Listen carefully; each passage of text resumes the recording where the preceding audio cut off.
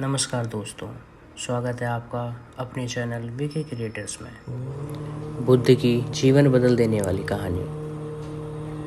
एक बार बुद्ध अपने भिक्षु के साथ भिक्षाटन के लिए किसी गांव की तरफ जा रहे थे। तभी अचानक बुद्ध के पैरों में कांटा लग गया।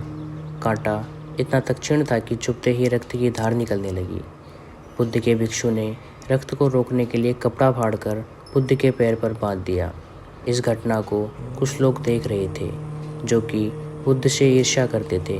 उन्होंने बुद्ध से कहा कि हम तो तुम्हें परम ज्ञानी समझते थे, लेकिन दर्द को तो तुम भी सहन नहीं कर सकते हो। तुम पाखंडी हो और ये हमने सिद्ध कर दिया है। ये कांटे हमने ही बिछाए थे। इस गांव में तुम्हारा स्वागत नहीं, तिरस्कार होगा। इस गांव में तुमको कोई भिक्षा नहीं मिलेगी।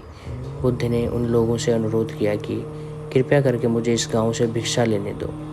बुद्ध के ईर्ष्यालुओं ने बुद्ध का उपहास बनाते हुए कहा कि अगर तुम्हें भिक्षाटन के लिए इस गांव में आना है तो तुम्हें अपने रक्त का बलिदान देना होगा।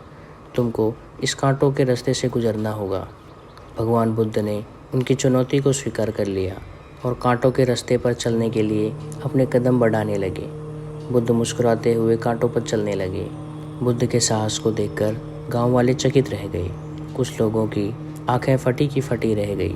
गांव वाले सोचने लगे कि बुद्ध भिक्षा के लिए दूसरे गांव भी जा सकते थे, लेकिन कांटों पर चलकर क्या साबित करना चाहते हैं। गांव वाले बुद्ध के संदेश को इतनी जल्दी नहीं समझ पाए। यहाँ पर बात भिक्षा की नहीं बल्कि जीवन को बदलने की थी। गांव वालों की भीड़ में एक सुमित नाम का युवक था जो बुद्ध पर हो रहे अत्याचार को देखकर द्रवित हो गया।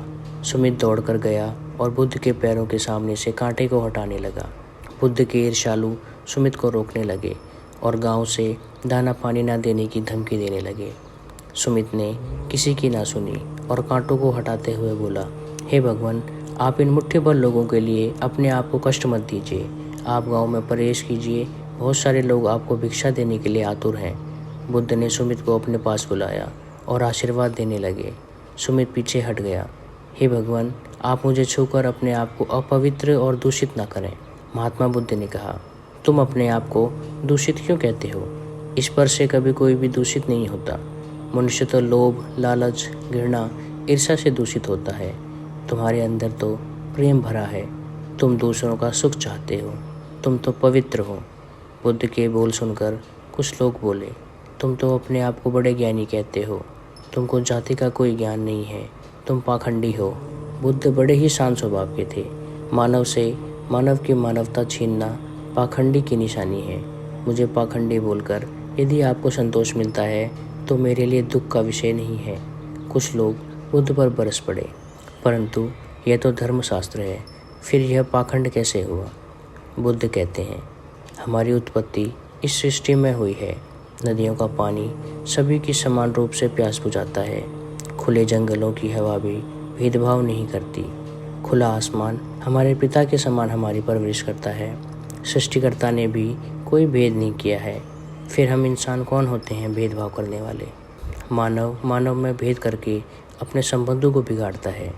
बुद्ध के वचन के बाद कुछ लोग कहते हैं, अगर आप इतना ही कहते हैं तो सुमित को अपना भिक्षु क्यों नहीं बना लेते? बुद्ध ने कहा कि अच्छा सुझाव है। अगर सुमित तुम चाहते हो तो मेरे भिक्षु बन सकते हो। बुद्ध के आमंत्रण पर सुमित पहला नीच जाति का बौद्ध भिक्षु बनता है। इस पूरे विवरण में केवल सुमित का जीवन बदला, शेष सभी लोगों का जीवन रूपांतरित हुआ। अधिक वीडियोस के लिए चैनल को सब्सक्राइब और शेयर करें। धन्यवाद।